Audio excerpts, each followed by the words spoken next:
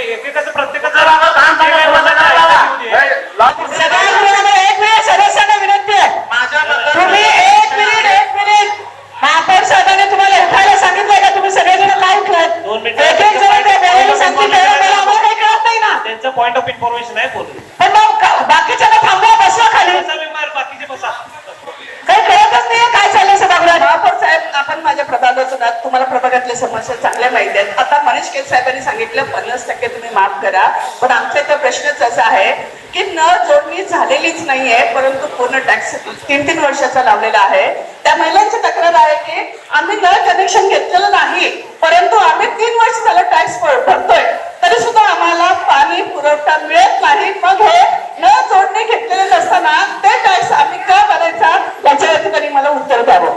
ज्यांचं कोणाचाही ज्यांना नळ नसताना त्यांना टॅक्सेशन केलं असेल तर त्यांनी आपल्याकडे अर्ज करावा. आपण रिवाइज चेकिंग करून त्याच्यामध्ये आपण बदल करू. साहेब, अशा अनेक ठिकाणी अर्ज करून सुद्धा त्या विषयाला मार्गी लागत नाही, निर्णय ते अर्ज आमच्या निदर्शनात आणून द्या. 15 वर्ष झाले आम्ही पाण्याचं बिल भरतो, एक थेंब नळाला पाणी येतं का सांगा माझ्याकडे. तक्रार घेऊन दमली मी. म्हणतात का तेल आहे तुमच्याकडे, पाणी पोहोचत नाही. मग 15 वर्षात तुम्ही काही व्यवस्था करू शकला नाही.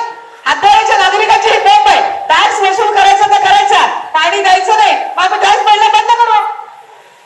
सार्वजनिक पाणीपट्टी पण भरणार नाही आणि पाण्याचा टॅक्स पण भरणार नाही. काय करता करून लोक टॅक्स मान्य महापौर साहेब, 3 दिवसाचं पाणी वाचलं तर 5 दिवसामध्ये वापरू शकतो आपण. साहेब 2 मिनिट. मेंबर साहेबांचं त्यांचं काय उपयोग करता येईल ते त्यांच्या प्रभागामध्ये तुम्हाला जे काय अजून पाणी प्रेशरनी मुबलक देता येईल ते तुम्ही त्या ठिकाणी जागेवर जाऊन त्यांच्यासोबत बघून द्या. एक झोन जोडण्यात वाढून द्या. सण झालं की बघून करून द्या.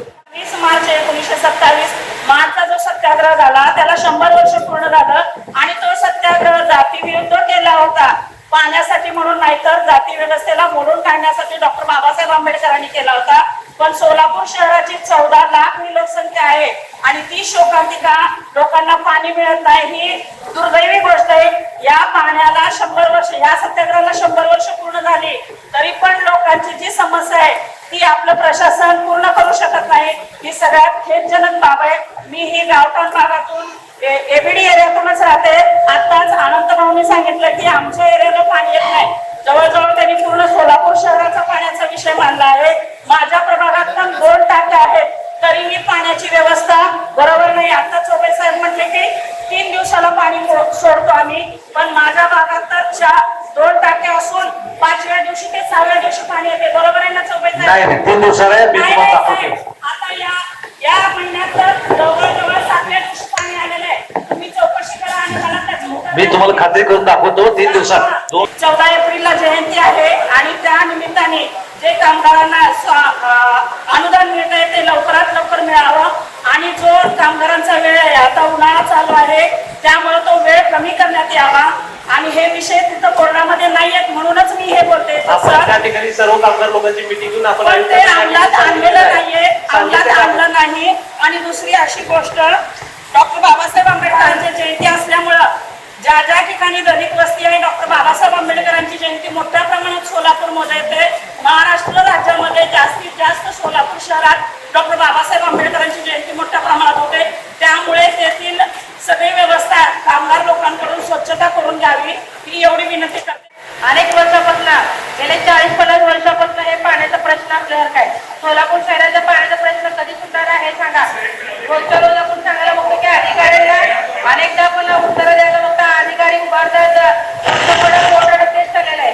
त्यांनी काय उत्तर देत नाहीत, काय नाही. अधिकारी त्या पद्धतीने जाऊन काम करत नाहीत, काय नाही. आणि सोलापूर शहरामध्ये आमच्या तर प्रभागामध्ये आपण बघतो की लक्ष्मीच्या ठिकाणी मळा असल्याचं काय ते लोक टॅक्स वगैरे भरायला बघतात अनेक पद्धतीने.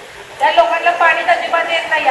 मध्ये मी एक चोबे साहेबांना वगैरे जागेवर कधी घेऊन गेले, त्या ठिकाणी पाण्याची लाईन मध्ये पूर्ण असं गंज चढलेलं आहे आतमध्ये सगळे. जरा फुलाचा करून द्यावं, पाण्याची लाईन कधी टाकण्यात यावं. हातवाडचा बराच भाग कव्हर होणार आहे. परवा फुलारी मॅडमच्या वॉर्डामध्ये आम्ही फिरलो, तिथे वस्तुस्थिती आज गाठी झालेल्या आहेत. तरी सुद्धा भाग कट करून आम्ही प्रेशरनं पाणी दिलं. गेल्या गेल्या त्यांना पाणी आलं, सगळीकडे फिरलोय आम्ही. पाणी सगळं एक दिवसाचा प्रश्न झाला. आता रोज तेच व्हायला बघतो ना, आता उद्या पाणी सुटल्यानंतर तेच प्रॉब्लेम यायला बघणार ना. तुम्ही आता साधं आल्यानंतर पाणी यायला बघते त्या पडी काय येत नाही सांगा. आणि अजून एक मुद्दा आहे आपण बघतो की एवढे आपले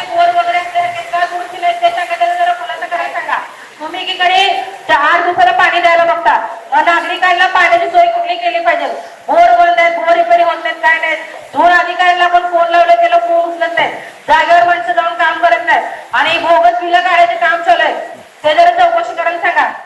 चौबे सरांनी आपल्याला सांगितलं 4 दिवसाला इकडे पाणी येतं, 5 दिवसाला येतं, 7 दिवसाला येतं. माझा प्रश्न चौबे सरांना असा आहे की आता मार्च, एप्रिल, मे, जून आपल्याकडे जून पर्यंत पाऊस पण येत नाही. पण मग आता ह्यांच्याकडे काय सोय आहे? अनडिस्ट्रक्टेड वॉटर येणार आहे का अनडिस्ट्रक्टेड वॉटर येणार आहे? ह्याचं स्टोरेज किती आहे काय? या पूर्ण उन्हाळ्यामध्ये आपल्याला महापालिकेकडून पाणी कसं येणार आहे का तुम्ही परत अजून दिवस वाढवणार आहे? तुमचं स्टोरेजची कॅपॅसिटी काय आहे? आपण स्टोर केलंय की नाही पाणी? पर्यंत आपण डॅम मधनं पाणी घेऊ शकतो. त्याच्यामुळे पंपिंगची अडचण नाही. जर लाईट डिस्टर्ब झाली तरच पाणी पुरवठा विस्कळीत होऊ शकतो. बाकी आपल्या टेक्निकली अडचण येणार नाही. पण यावेळेस अल निलोचं हे आहे, ऑगस्ट पर्यंत पावसाळा येणार नाही, ती काळजी घेऊन नियोजन करतो. माझा प्रश्न आहे, घाटघरी पाणी आला नाही तर लोक बाहेरून भरतात, सार्वजनिक नळापासून भरतात. माहिती बोलत होतं माहिती. त्यानंतर गोरगरीब लोक पण भरतात, झोपडपट्टीचे लोक भरतात. त्यांना पाणी येत नाही तर त्यांनी बाहेरून भरतात. मग सार्वजनिक नळ बंद करायचा प्रश्न काय? सार्वजनिक नळामध्ये बऱ्याच वेळा पाण्याची नासाडी होती. जसं सदस्य केट साहेबांनी विषय मांडला. त्याच्यामध्ये आपण काय केले, साधारणतः गेले 3 महिन्यापासून ज्या ज्या ठिकाणी सार्वजनिक नळ आहेत तिथं आपण त्यांना पैसे न घेता आपण त्यांना नळ कनेक्शन देतो. ज्या ठिकाणी तुमच्या इथं ज्याला मला वैयक्तिक नळ कनेक्शन असेल, भविष्यात टप्प्याटप्प्याने ते पैसे बाहेर देतील. नळ कनेक्शन फ्री ऑफ कॉस्ट दिले जाते, ऑफलाईन पद्धतीने दिले जाते.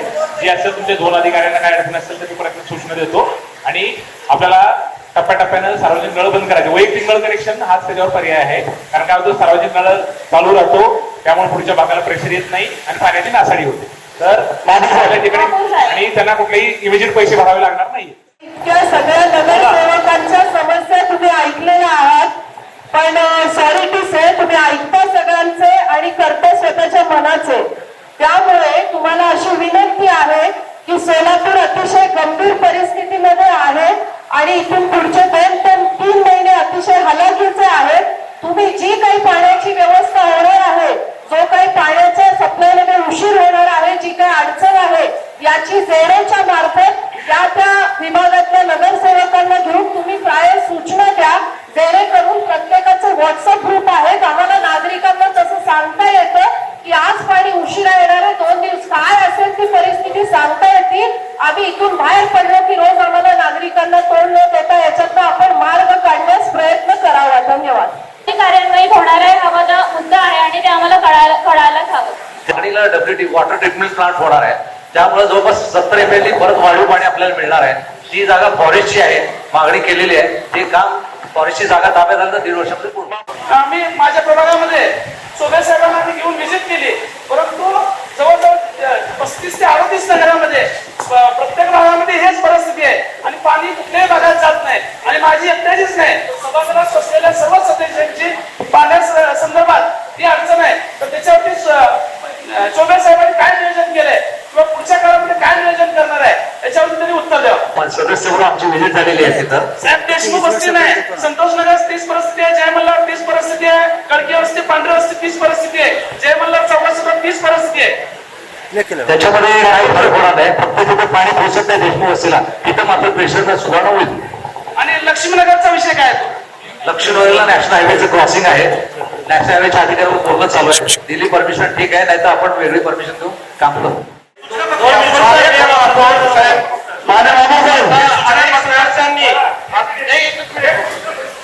साहेब आता चोबे साहेबांकडून वारंवार असं बोलण्यात येते की MSCB कडून वीज पुरवठा खंडित. माझं MSCBच्या एक्झिक्युटिव्हशी बोलणं झाले, त्यांचं म्हणणं आहे की आमचा वीज पुरवठा कधीही खंडित नसतो. माझी विनंती आहे साहेब, आपण एक सामुदायिक बैठक, आपले अधिकारी MSCBचे अधिकारी तुम्ही कॅबिनेट बसा, म्हणजे याचा अडचण MSCB करते आहे का आपलं खाता करते MSCB नावाखाली याचा पण बरोबर खुलासा होईल. त्यामुळे एक साहेब बैठक आयोजित करा करून घ्या. होत आहे. आम्ही वारंवार या गोष्टी संबंधित अधिकाऱ्यांना लक्षात आणून दिल्या आणि 1-2 बैठक झाल्यानंतर ते पाणी पुढचे जे 2 पाणी असतात ते व्यवस्थित देतात. 4 दिवस आड देतात, 5 दिवस आड देतात. पण 2 पाणी पुरवठा झाल्यानंतर पुन्हा एकदा 8-8 दिवसावरती पाणी घेऊन जाण्याचं काम हे अधिकारी करतात. आज सुद्धा आमच्या काही भागात चाकोते नगर असू द्या, शिरालिंग नगर असू द्या, या भागात 8-8 दिवसाला पाणी आज येतोय. म्हणजे विडी घरकुललाच हा अन्याय का होतोय याचं उत्तर मला वाटतं संबंधित अधिकाऱ्यांनी द्यावं. आणि आता त्यांनी अनेक सदस्यांच्या प्रश्नाला उत्तर देत असताना सांगितलं की तुमच्याकडे पाणी 3 दिवस आड आहे. मग एकीकडे जर 3 दिवस आड आहे तर आम्हाला 8 दिवस आडला का चाललाय याचा प्रश्न त्यांनी द्यावा. प्रशासकीय कार्यकाळात संपूर्ण शहराला पाणी पुरवठा जर ते 4 दिवस आड देऊ शकत होते, पण महानगरपालिकेचे इलेक्शन झाल्यानंतरच सगळीकडचं पाणी डिस्टर्ब करण्याचं काम प्रशासन करतोय का, या गोष्टीचा आपण निश्चित विचार करावा. सगळं पूर्ण सिटीला सगळं पाणी पुरवठा झालं पाहिजे. मागच्या वर्षभरापासून 3 दिवसाआड, 4 दिवसाआड आणि 5 दिवसाआड असे वेगवेगळे भाग करून पाणी पुरवठा करतं. तिथं काही संबंध नाही. तर घरकुलला ज्येष्ठ झालं की त्याचा फरक घरकुलला होतो, ही वस्तुस्थिती आहे. शेळगी साईडला होतो, ही वस्तुस्थिती आहे. इथं भिक्खुरी रोडला येईल तिथे पाणी जात नाही. देशमुख वस्ती त्या पाण्याच्या तिथं प्रॉब्लेम आहे. आणि आता सांगितलं सगळं ओंकार सोसायटी आणि 175 HP पंपाचं या ठिकाणी प्रॉब्लेम आहे. काम झाल्यानंतर तुमचं पाणी सुरळीत होणार आहे, तोपर्यंत पाणी सुरळीत करू शकणार नाही का आपण? 100% ते झाल्याशिवाय सुरळीत होणार नाही. पण परिस्थितीला दिवस कसं कमी करू शकता तुम्ही? जर शहरात तुम्ही 3 दिवस आड पाणी देतायत तर विडी घरकुलाच तुम्ही का किंवा हद्दवाढीचं असं का करतायत? शहरामध्ये मोठ्या डायमीटरच्या लाईन आहेत, तिथे कमी वेळामध्ये पाणी पुरवठा करू शकतो. हातवाडीला कमी वेळ करू शकत नाही. पाणी शेवटपर्यंत यासाठी 5-5 तास सोडावं लागतं. साहेब मान्य आहे मला. मग त्याच्यानंतर 1-2 दिवस वाढ झाले तर ठीक आहे, 3 दिवसाचं 5 दिवस झालं तरी ठीक आहे, पण तुम्ही 8-9 दिवसाआड पाणी द्यायला लागलात. आता माननीय महापौरांनी आदेश दिलेले आहेत, जिथं पाणी लोक वाया घालतात 3 दिवसात तिथं स्ट्रिक्ट ऍक्शन घ्या. एकदा वॉर्निंग द्या, 2दा वॉर्निंग द्या, नाही तर दंडात्मक कारवाई किंवा वेळ कमी करा. पातळी कमी होती तेव्हा शेळगी भागाचा पंप बंद ठेवलं होतं. या बाबतीत माझा एकदा माझ्यावर गुन्हा दाखल झालाय, तिथं आंदोलन केलं बरेचदा. आता परत एकदा तसंच प्रकार चालू आहे. मी ज्या चौबे फोन केलो, जेव्हा पंप मध्ये विस्कळीत होत पाणी, तुम्ही मागच्या वेळेस असं ठराव झालं म्हणजे आपण सांगितलं होतं, आदेश दिलं की ज्या वेळेस पाण्याचं लेवल कमी होईल त्यावेळेस दोन्ही पंप बंद ठेवा, ते लेवल वाढत. म्हणजे आम्हाला 6 दिवसावर पाणी येतं तेव्हा आमचं पंप बंद ठेवता. शहरी भागात 3 दिवसावर पाणी आहे, त्यांचं पंप चालू ठेवलं, एकच पंप बंद ठेवलं होतं. त्या बाबतीत चौबे साहेबांनी खुलासा करावा. या भागात 6 दिवसावर पाणी येत आहे, 5 दिवसावर पाणी येत आहे, तुम्ही हे पंप बंद ठेवता आणि सिटी भागात पंप बंद ठेवून नाही. दोन्ही पंप बंद ठेवलं तर पाण्याचं लेवल वाढणार नाही का? बंद करतो ते टप्प्याचं अर्धवट असेल तर ते पूर्ण करण्यासाठी तेवढं चालू ठेवलं असेल. महापौर साहेब तुम्हाला आदेश द्या की ज्या वेळेस पाण्याचं पाणी कमी आहे तेव्हा दोन्ही पंप बंद ठेवा. या ठिकाणी बंद ठेवू नका, ते चालूच ठेवून व्यवस्थित पाणी पुरवठा करा. त्यांचं काय म्हणणं आहे, पाणी कमी झाल्यानंतर आम्ही काय करतो, जे चपात चालू आहे तिथं पाणी नाही तर परत बंद पडेल, त्याला पुढे कोटी रुपये आपण या ठिकाणी खर्च केल्याशिवाय सोलापूर महानगरपालिकेचा पाण्याचा प्रश्न सुटणार नाही, अशा पद्धतीचं अधिकाऱ्याचं उत्तर आलेलं आहे. तर मला तुमच्या माध्यमातून हे विचारायचं आहे की ते 1400 कोटीचा एस्टिमेट बनताना हद्दवाढ भागाला किती टक्के त्यामध्ये दिलं गेलेलं आहे, हद्दवाढ भागाचा कोणता भाग याच्यामध्ये समाविष्ट केलेला आहे आणि तो हद्दवाढ भाग सगळीकडचा समतोल राखला गेलेला आहे का? हद्दवाढ भागामध्येच काम आहे. तिथल्याच तक्रार आहे, तिथं छोट्या लाईन वाढलेल्या आहेत, त्या मोठ्या लाईन होतील. शहरामध्ये 3 उंचावरच्या टाक्या बांधणार आहे आणि 8 MPR बांधणार आहे. टाकी भरण्यासाठी ट्रान्समिशन लाईन आणि डिस्ट्रीब्युशन 750 किलोमीटरचं टाकायचं आहे आणि प्रत्येक नळाला मीटर लावून 1 WTP सोडवणं होणार आहे. हे झाल्यानंतर बऱ्यापैकी शहरात पूर्ण व्यवस्थित पाणी बाहेर करण्यामुळं सोलापूर शहरातील अनेक रस्ते त्यामुळे खराब होत आहेत. संबंधित अधिकाऱ्यांना जोडोपासून PHC पर्यंत त्या संदर्भातल्या सगळ्या माहिती वारंवार देऊन सुद्धा त्या नागरिकांवर कडक थोडस काहीतरी म्हणजे उपाययोजना केलं पाहिजे. पाणी सोडत असताना नागरिकांना एकीकडे पाणी मिळत नाही आणि एकीकडे पाणी वेस्ट जात आहे. या संदर्भातला संबंधितांना आदेश व्हावेत आणि सूचना कराव्यात. टाकळीवरनं आपल्याला अशा इमर्जन्सी मध्ये पाणी घेण्याकरता अजून एक लाईन देण्याचा प्रस्ताव या सभागृहाने मान्य करणं गरजेचं आहे. कारण आपल्या शहराची वाढती लोकसंख्या बघितलं, आतापर्यंत आपल्याला वारंवार सांगितलं की आपल्याला रोज पाणी देतो, पण आता दुहेरी पाईपलाईन देऊन सुद्धा पाणी साहेब मिळत नाही. मी काय म्हणतो, पाणी शहरात घेण्याकरता एक लाईन घेणं, त्याच्यामध्ये आयुक्त साहेबांनी मागणी. ठीक आहे. शहरामध्ये आता जवळपास 50 MLD रॉ वॉटर शिल्लक आहे आपल्याकडे. WTP प्लांट झाला पाकणीचा की पाणी थोडं फरक पडतं. टाकळीला पाणी घेणं योग्य नाही. हा ते 12 कोटी वाचणार आहे, पण याचं लाईट बिल वाढणार आहे उजनीवरला. एकंदरीत म्हणजे पाण्याची अडचण येणार नाही.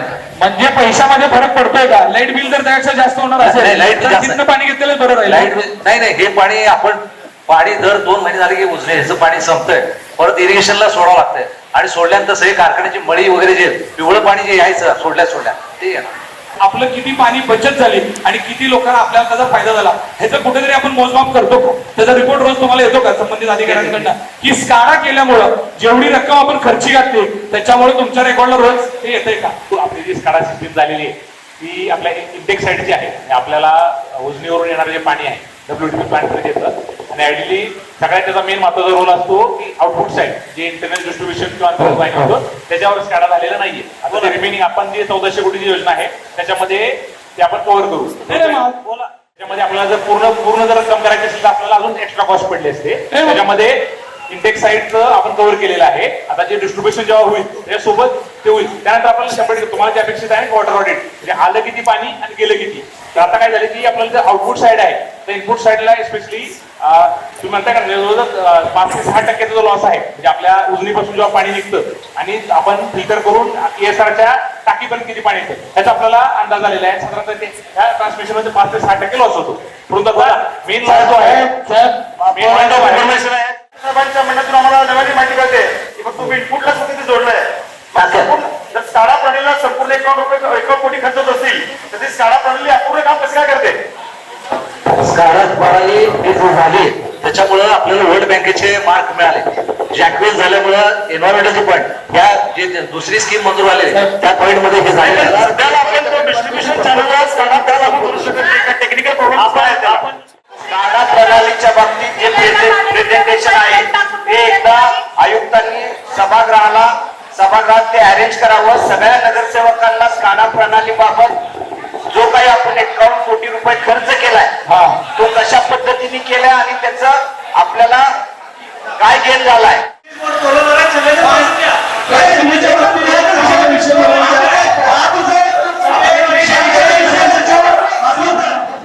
जयदीप जानकर ग्रुप जे कन्स्ट्रक्शन यांचे वसंत विहार जानकर नगर आणि जुळे सोलापूर या ठिकाणी सर्व सोयींयुक्त 1 BHK 2 BHK आणि 3 BHK फ्लॅट उपलब्ध.